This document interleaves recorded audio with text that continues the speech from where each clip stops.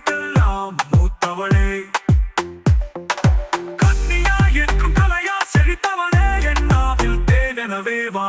கவியே மொழியின் கனியாய் கனியும் புவியின் புனிதம் துணையும் உருவம் மதியின் வழியே மலரும் அழகில் சொரியும் அழகே தமிழே வணக்கம். கன்னி என எண்ணமினி கற்கமே தமிழ்தாயே, எண்ணமினி தாயுணரும் எந்தாயே என் மொழியே. கண்டலோடு சர்க்கரையாய் கனியோடு தேன் கலந்த உன் பாவை என் பாவாய் தா.